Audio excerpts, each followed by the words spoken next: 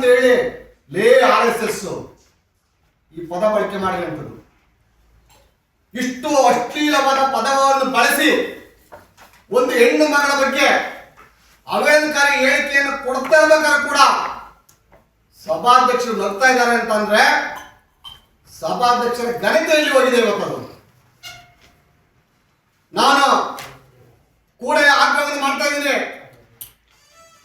ನಾವು press meet ಮುಗಿಸಿ ಕೆಳಗೆ ಇಳಿದ ನಂತರ 24 ಗಂಟೆ ಒಳಗೆ ಸಭಾಧ್ಯಕ್ಷರು ರಾಜೀನಾಮೆಯನ್ನು ಕೊಡಬೇಕು. ಆಗ ಈ ಸಂವಿಧಾನದ ಅಡಿಯಲ್ಲಿ ಶಾಸಕಾಂಗ ಸಭೆಗೆ ಗೌರವ ಇರ್ತದೆ. ಅಲ್ಲಿ ಏನ್ ಮಾಡ್ತಾ ಇದ್ರು ಸ್ವಾಮಿ ಸಭಾಧ್ಯಕ್ಷ ನೀವು ಅಲ್ಲಿ? ಯಾಕೆ ನಿಮ್ಮ ಧರ್ಮದ ಬಗ್ಗೆ ಮಾತಾಡಲಿಲ್ಲ ಅಲ್ವಾ? ನಿಮ್ಮ ಜಾತಿ ಬಗ್ಗೆ ಮಾತಾಡಲಿಲ್ಲ ಅಲ್ಲ ಶಿವಲಿಂಗೇಗೌಡರು? ಶಿವಲಿಂಗೇಗೌಡರು ಮಾತಾಡಿದ ಯಾರ ಬಗ್ಗೆ? ಈ ದೇಶದ ಬೆನ್ನೆಲುಬಾಗಿರುವಂತವ್ರನ್ನ, ಈ ಸನಾತನ ಧರ್ಮವನ್ನು ಕಾಪಾಡ್ತಾ RSS ಬಗ್ಗೆ ಮಾತಾಡಿದ್ದು. ಈ ಭಾರತಾಂಬೆ ಹೆಣ್ಣು ಮಕ್ಕಳ ಬಗ್ಗೆ ಅಷ್ಟೇ ಮಾತಾಡಿದಂಥದ್ದು. ಇಂಥ ಒಬ್ಬ ಯೋಗ್ಯವಾದ ವ್ಯಕ್ತಿಯನ್ನ ಅವ್ನು ಮಾತಾಡ್ಬೇಕಾದ್ರೆ ನೀವು ನಗಾಟ ಕೊಡ್ಕೊತೀರ ಸಭಾಧ್ಯಕ್ಷರು. ನೀವಲ್ಲಿ ಯಾವ ನೈತಿಕತೆ ನಿಮಗೆ ಸಭಾಧ್ಯಕ್ಷ ಮುಂದುವರಿಕೆ? ನಿಮ್ಗೆ ನಾವು ಮೌಲ್ಯಗಳ ಬಗ್ಗೆ ಮಾತಾಡಿದ್ರ?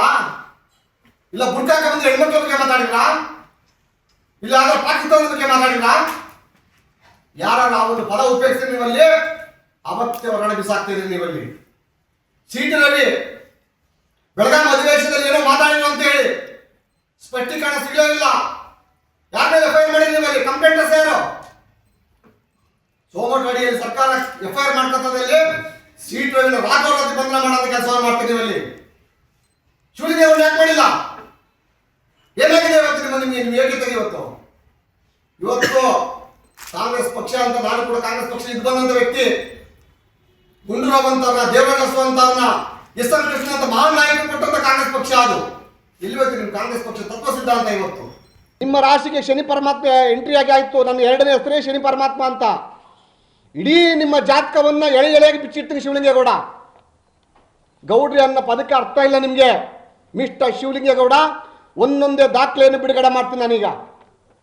ಯಾವ ಯೋಗ್ಯವಾದ ನೈತಿಕತೆ ಇದೆ ನಿನಗೆ ಮಾತಾಡೋ ಸದನದಲ್ಲಿ? ನಿಂಗೆ ಏನು ಮಾಡ್ತೀಯ ನೀನು? ನಿನ್ನ ಯೋಗ್ಯತೆ ಏನು? ನೀನು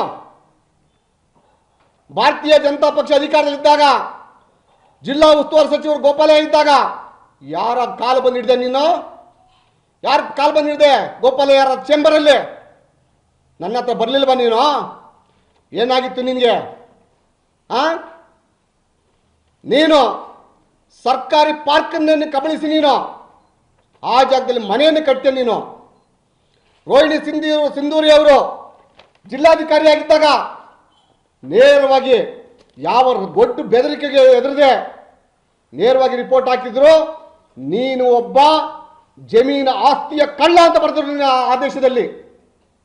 ಕಬಳಿಸಿದ್ದಾರೆ ಅಂತ ಹೇಳಿದ್ರು. ಕಬಳಿಸಿದ್ದಾರೆ ಅಂದ್ರೆ ಕಳ್ಳ ಅಂತ ಅಲ್ವಾ? ಸದನದಲ್ಲಿ ನಿನ್ನ ಕಳ್ಳ ಅಂತಂದ್ರೆ ತಪ್ಪ ಅದು?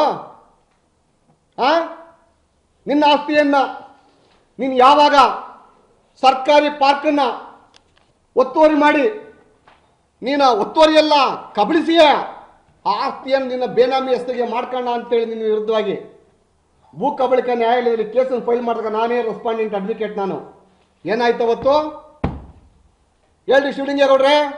ನಿನಗೆ ತಾಕತ್ತಿದ್ರೆ ನಿಜವಾಗ ನಿನ್ನ ತಂದೆಯ ಮಗನಾಗಿದ್ರು ನೀನು ಈ ಸವಾಲಿಗೆ ಬಹಿರಂಗವಾಗಿ ಉತ್ತರ ಕೊಡಬೇಕು. ನೀನಲ್ಲಿ ಮೂರ್ಖತನ ಪರಮಾವಧಿ ಏನು ಅಂತಂದ್ರೆ, ಅಕ್ರಮ ಅನ್ಯಾಯಕ್ಕೆ ಪೂರಕವಾದ ತಂದೆಯಾದಂಥ JDS ಪಕ್ಷ ಅವತ್ತು ನಿನ್ನ ರಕ್ಷಣೆ ಮಾಡ್ತಾವತ್ತು.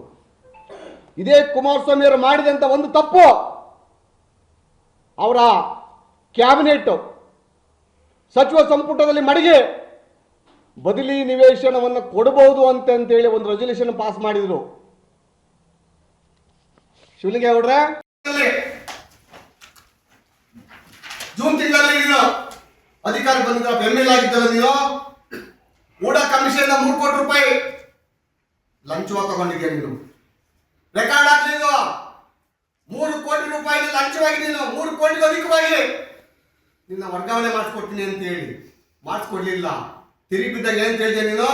ನಿಮ್ಮ ಅಪ್ಪನ ಮನೆ ದುಡ್ಡು ಕೊಟ್ಟಿಲ್ಲ, ದುಡ್ಡು ಹೊಡೆದಿದ್ಯಾ, ಕೊಟ್ಟಿದ್ಯಾ. ನೀನು ತನಿಖೆ ಆಗ್ಲಿಬೇಕಾದ್ರೆ ಈ ಮಾತುಗಳಲ್ಲಿ ಯಾವ ತನಿಖಾ ಸಂಸ್ಥೆ ತನಿಖೆ ಬರಲಿಬೇಕಾದ್ರೆ ನೀನು ಲಂಚ ಇಸ್ಕೊಂಡಿಲ್ಲ ಅಂತ ಹೇಳಿ AWE ಇಂದ 1 ಕೋಟಿ ರೂಪಾಯಿ.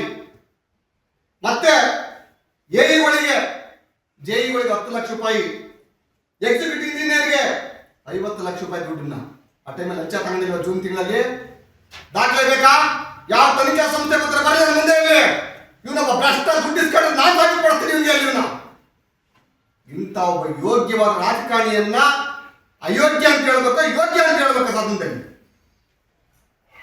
ನೀನು ನಮ್ಮ ಪವಿತ್ರವಾದಂಥ RSS ಬಗ್ಗೆ ನೀನು ಮಾತಾಡ್ತೀಯ. ನೀನು ಒಬ್ಬ ಯೋಗ್ಯವಾದ ರಾಜಕಾರಣಿನ. ನೀನು ಏನೋಗಿದೆಯಾ ನೀನಲ್ಲಿ? ಭೂ ಕಬಳಿಕೆ ನ್ಯಾಯಾಲಯದಲ್ಲಿ ಲಾಯರ್ ಏನು ಹೇಳಿದೆ? ಸ್ವಾಮಿ ನಾನು ಡಬಲ್ ಡಿಗ್ರಿ ಹೊಡೆದ್ರು ನಮ್ಮ ಲಾಯರೆಲ್ಲ ಮೋಸ ಮಾಡ್ತಾರೆ ಸ್ವಾಮಿ, ನನಗೆ ಮಾತಾಡೋಕೆ ಅವಕಾಶ ಕೊಡಿ ಅಂತ ಅಂದೆ. ನೀನು ಒಬ್ಬ ಡಬಲ್ ಡಿಗ್ರಿ ಗ್ರಾಜುಯೇಟ್ ಆಗಿ ನೀನಲ್ಲಿ ಸದಾನಂದ ಸಂವಿಧಾನವನ್ನು ಓದಿಲ್ವಾ? ನೀನು ಸದನದಲ್ಲಿ ಯಾರು ನಡ್ಕೋಬೇಕಂತ ಗೌರವ ಇಲ್ಲ ನಿಮಗೆ?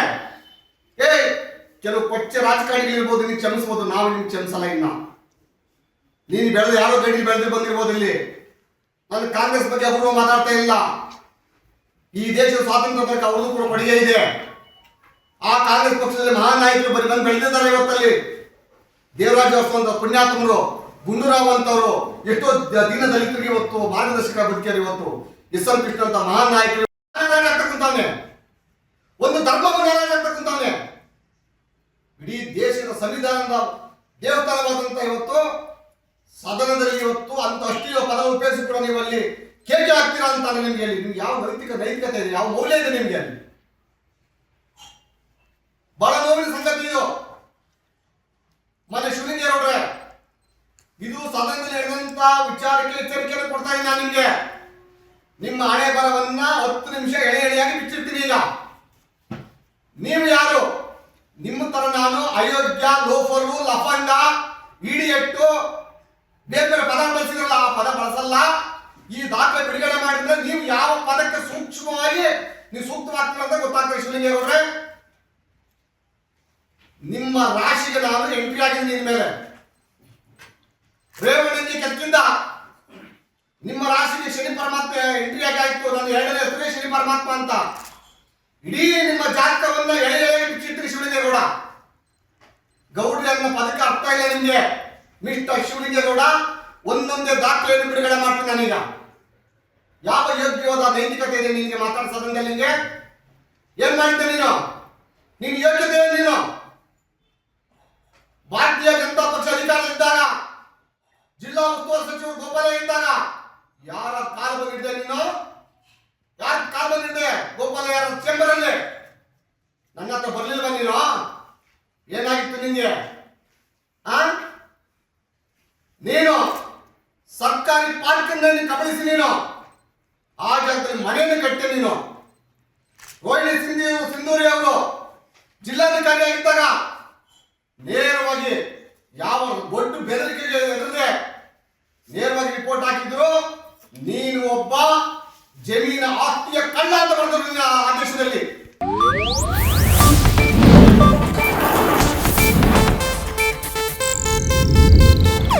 ಇದು ಏಷ್ಯಾನೆಟ್ ನ್ಯೂಸ್ ನೆಟ್ವರ್ಕ್ ಪ್ರಸ್ತುತಿ.